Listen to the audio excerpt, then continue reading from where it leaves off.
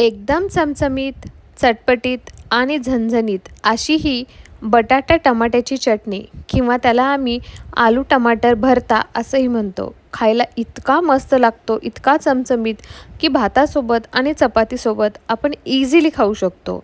आणि सर्वात महत्त्वाचं लहानांपासून मोठ्यांपर्यंत सर्वांनाच आवडणार आणि खूप जास्त झटपट बनतो. त्यामुळे सकाळच्या घाईमध्ये तर ही एक परफेक्ट रेसिपी आहे. त्यासाठी कढईमध्ये तेल गरम झालं की काही लसणाच्या पाकळ्या 7 ते 8 चांगला डार्क ब्राऊन होईपर्यंत तळून घ्यायच्या. व्हिडिओत दाखवल्याप्रमाणे चांगला लसूण डार्क कलरचा झाला की त्याच कढईमध्ये एक 4 ते 5 लाल सुक्या मिरच्या ॲड करायच्या. ह्या मी जास्त तिखटवाल्या मिरच्या वापरल्या नाहीत. तुमच्या जास्त तिखट असतील तर थोडं प्रमाण कमी करा. त्याही व्यवस्थित फ्राय करून घ्यायचा. आता एक मीडियम साईज कांदा उभा कट करायचा आणि त्याला छानपैकी हाताने मोकळं करून घ्यायचं आणि ते सुद्धा तेलामध्ये चांगला फ्राय करून घ्यायचा. ह्या ठिकाणी कांदा आपल्याला चांगला डार्क ब्राऊन होईपर्यंत फ्राय करायचा आणि त्यामुळे हा कांदा थोडासा गोडसर लागतो कारण की तो थोडा कॅरमलाइज होतो. परंतु ही चटणी मात्र गोड लागणार नाही, मस्त चमचमीत आणि चटपटीतच लागणार. व्हिडिओमध्ये दाखवल्याप्रमाणे कांदा चांगला फ्राय करून घेतला की तोही बाजूला काढायचा. आणि आता सेम कढईमध्ये तेल ॲड करण्याची गरज नाही. त्यामध्ये 2 मीडियम साईज टोमॅटो थोडेसे रफली चॉप केलेले मोठ्या साईजनी तेही एक 2 ते 3 मिनटं चांगले झाकून वाफ काढून घ्यायची.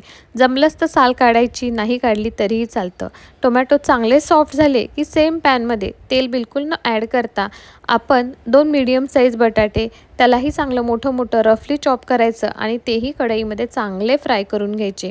ह्या ठिकाणी सर्व सामग्री आपण छानपैकी रोस्ट करून घेतो, म्हणून ह्याला आलू टमाटर भरता असंही म्हणतात किंवा आपण चटणीही म्हणू शकतो. तुम्ही बघू शकता की बटाटेसुद्धा छानपैकी रोस्ट झालेले आहेत. ह्या ठिकाणी सुरुवातीलाच आपण तेल वापरलं, परत बिलकुलही तेल वापरायची गरज नाही. आता एका प्लेटमध्ये लसूण आणि लाल मिरच्या काढून घ्यायच्या आणि त्याला हाताने चांगलं कुस्करून चांगलं दाबून बारीक करायचं. चमच्याच्या साहाय्याने बिलकुलही बारीक करायचं नाही, ते व्यवस्थित बारीक होत नाही. तुम्ही खलबत्त्यामध्येही बारीक करू शकता. आता ह्यामध्ये सर्व आपण रोस्ट करून घेतलेली सामग्री म्हणजेच कांदा, टोमॅटो, बटाटे ॲड करायचे.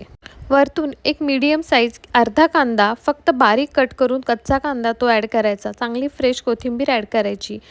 थोडीशी हळद, लाल तिखट आपल्या चवीनुसार, अर्धा चमचा धने जिरे पावडर, चवीनुसार मीठ आणि थोडासा चाट मसाला मात्र नक्की ॲड करा.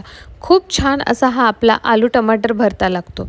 आता हातानेच ह्याला चांगलं कुस्करून घ्यायचं किंवा खलबत्त्यामध्ये कुटून घेतलं तरीही चालतं.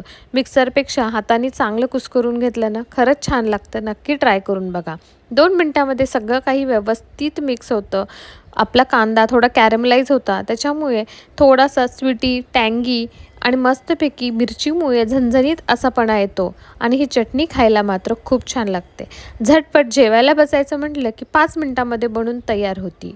भातासोबत तर खरंच खूप छान लागते. तुम्ही एकदा ही रेसिपी नक्की ट्राय करून पहा आणि मला कमेंट करून कळवा की तुम्हाला ही रेसिपी कशी वाटली. थँक्यू.